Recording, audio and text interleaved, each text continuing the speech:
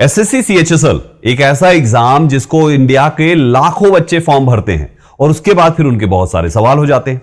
जैसा कि एक सवाल मैं लेकर आया हूं कि एसएससी सीएचएसएल की जॉब प्रोफाइल, आखिर काम क्या करवाते हैं, किस पोस्ट पे कौन सा काम करना होता है, ऐसे बहुत सारे सवाल होते हैं स्टूडेंट्स के जो इस वीडियो में मैं आपके लिए क्लियर करूंगा। तो एक एक करके मैं हर एक सवाल पे वीडियोस बनाता हूं दोस्तों। एक आपके लिए आज का ये सवाल है जिसको शॉर्ट में हम पूरी जानकारी लेंगे छोटे से वीडियो के अंतर्गत।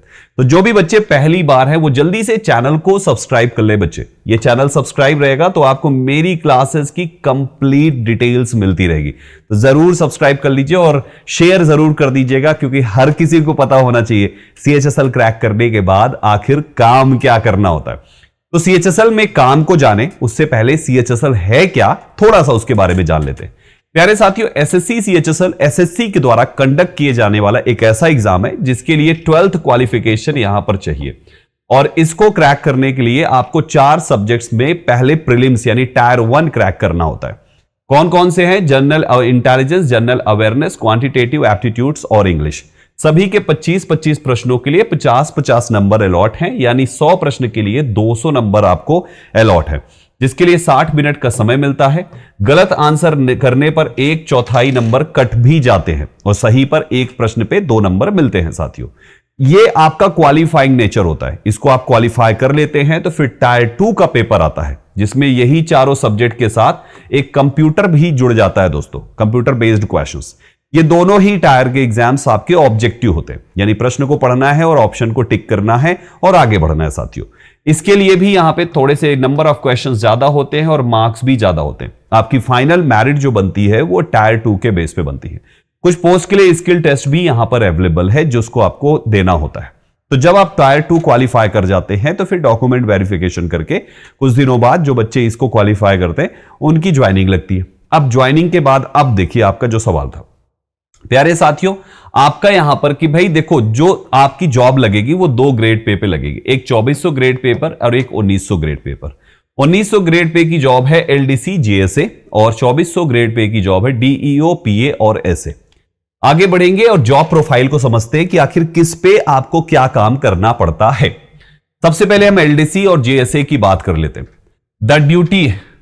The duty profile of LDC and GSA involves administrative tasks, यानी आपको एडमिनिस्ट्रेटिव टास्क यहां पे करना पड़ता है, जैसे कि मैनेज करना और ऑर्गेनाइज करना ऑफिशियल फाइल्स को, डेटा को एंड डॉक्यूमेंट्स को systematically.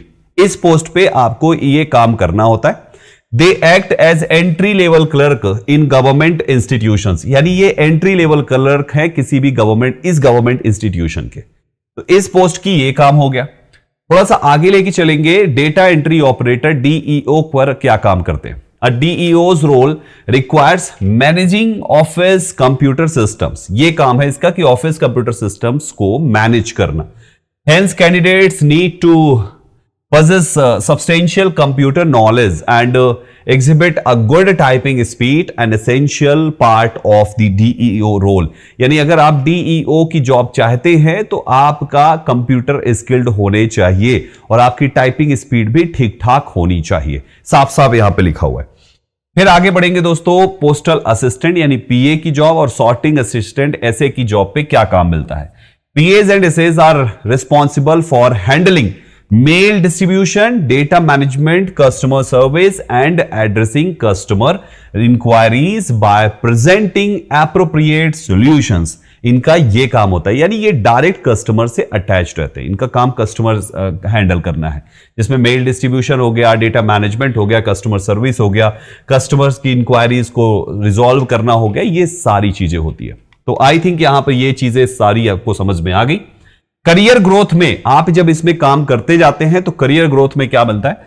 The staff selection commission offers periodic promotions. यहां पे पीरियोडिक प्रमोशंस भी होते हैं जो हर एक पोस्ट के लिए अवेलेबल है। अब ये प्रमोशन होने के बाद क्या होता है ये देखिए। लोअर डिवीजन क्लर्क पे प्रमोशन होकर आप अपर डिवीजन क्लर्क या division clerk and section officer आप बनते हैं। दूसरा है डेटा एंट्री ऑपरेटर, डीईओ से प्रमोट होकर data entry operator grade B, grade C and grade F system analyst हो जाते हैं। पीए एंड एसए से प्रमोट होकर आप सुपरवाइजर यानी LSG, senior supervisor and chief supervisor HSS after postmaster grade 1 examination, आप इस वाली पोस्ट पे प्रमोट होते हैं। तो प्रमोशन के भी ऑप्शंस यहां पर अवेलेबल हैं, बढ़िया वाले दोस्तों। तो एक अच्छी जॉब है जहां पे एक अच्छे तरीके से आप काम करते हैं और एक ऑफिस वर्क है यहां पे, यानी ये फील्ड वर्क की जॉब नहीं है, ये ऑफिस वर्क की जॉब है। तो आप गवर्नमेंट ऑफिसेज में बैठ के यहां पर इस जॉब को अच्छे से परफॉर्म करते हैं और टाइम टू टाइम जो है प्रमोशंस वगैरह भी लेते हैं। प्यारे साथियों, जैसा कि मैंने आपको बताया, मेरा नाम है Sandeep Kesarwani, faculty of English since 2011। 13 साल से ज्यादा हो गया आप बच्चों को मेंटोर करते हुए। तो मेरी कुछ इंग्लिश की क्लासेस चलती है यूट्यूब पर, जो कि बिल्कुल फ्री ऑफ कॉस्ट है। इसकी टाइमिंग है शाम को 8 बजे दोस्तों।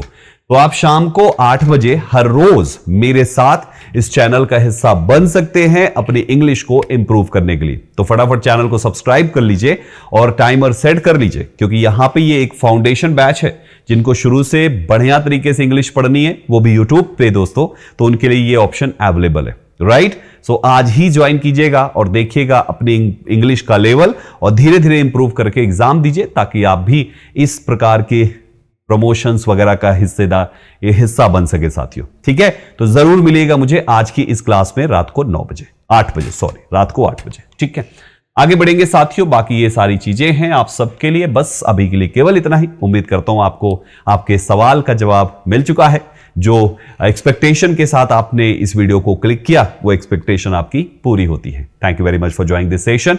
बाकी आपके कुछ भी डाउट्स हैं तो इस वीडियो के कमेंट बॉक्स में हमें जरूर बताइएगा, हम आपके डाउट्स पर जरूर आपके लिए सोल्यूशन लेकर आएंगे। बहुत बहुत शुक्रिया इस वीडियो को देखने के लिए। Thank you very much. जय हिंद साथियों।